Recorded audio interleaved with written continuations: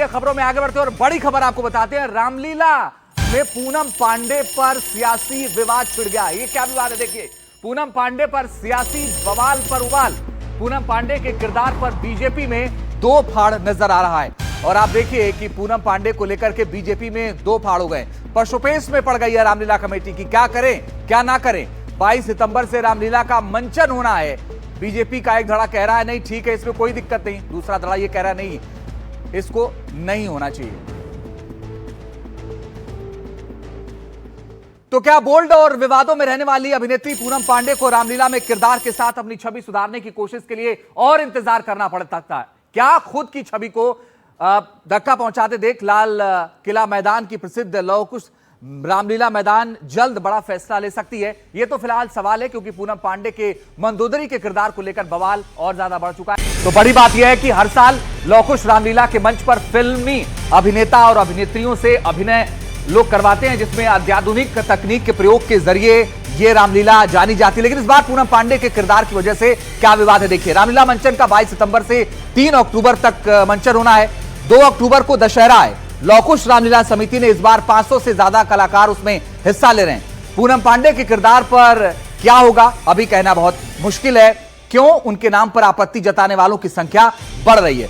जबकि मंदोदरी के किरदार का मंचन 29 और 30 सितंबर को है। लाल किला रामलीला के लिए राष्ट्रपति और प्रधानमंत्री को भी आमंत्रण है। पिछले वर्ष भी इस पर राष्ट्रपति और प्रधानमंत्री आए थे। इस मेले में पीएम ने दशहरा में रावण पर सांकेतिक तीर चलाकर अधर्म पर धर्म की विजय का संदेश भी दिया था और इस बार भी प्रधानमंत्री या राष्ट्रपति कोई आ सकता है कार्यक्रम के तहत, जैसा कि बुलाया गया है। अब आपको बता दें कि पूनम पांडे को मंदोदरी के रोल पर आखिर क्यों इतना ज्यादा विवाद हो रहा है, ये आपको समझना चाहिए। देखिए आप, रामलीला समितियां शालीनता बनाए रखें, ये कह रहे हैं स्वामी जितेंद्रानंद सरस्वती, राष्ट्रीय महामंत्री अखिल भारतीय संत समिति। पृष्ठभूमि और आचरण का ध्यान रखा जाना चाहिए जो लोग रामलीला का मंचन करते हैं। पृष्ठभूमि और आचरण पर नहीं तो फिर रामलीला की प्रतिष्ठा को ठेस पहुंचती है इससे, जबकि रामलीला को प्रतिष्ठा पर ठेस नहीं पहुंचनी चाहिए। मंदोदरी पंच कन्याओं में से एक है, ये कहना है बालक देवाचार्य का। पातालपुरी मठ के पीठाधीशों ने मर्यादा और पवित्रता की प्रतीक है मंदोदरी।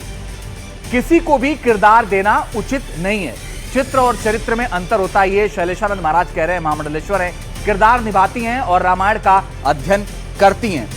जीवन में आध्यात्मिक बदलाव आ सकता है, यानी पक्ष में है, ये कह रहे हैं पूनम पांडे को रोल कराने में कोई दिक्कत नहीं है। इसके अलावा कंप्यूटर बाबा कह रहे हैं सुपर्णखा का किरदार निभाना चाहिए, ये पूनम पांडे के लिए कह रहे हैं। रामलीला सनातन धर्म पर आधारित है, ये भी कंप्यूटर बाबा कह रहे हैं इसका सम्मान रखना भी जरूरी है। इतना ही नहीं तो ये वो स्थिति है कि जब आप ये समझिए कि इस पूरे मामले में कहा जा रहा है कि कम से कम मर्यादा बनाए रखनी चाहिए। अब देखिए कमेटी का फैसला लेती है, ये आगे तय होगा। लेकिन अहम खबर आपको बताते हैं, बिहार की सियासत में एक बार फिर से गर्मागर्मी हो गई है। बीजेपी ने आरजेडी पर एक बार फिर से निशाना साधा। बिहार की सियासत में फिर गाली पर गर्मागर्मी। बीजेपी ने आरजेडी पर बड़ा आरोप लगा दिया है और एक बार ये फिर से समझिए विवाद क्या है। तेजस्वी की सभा में पीएम की मां को गाली, ये कह रही है बीजेपी। लेकिन अब आरजेडी ये कह रही है कि वो वीडियो पुराना है, वीडियो से छेड़छाड़ हुआ है।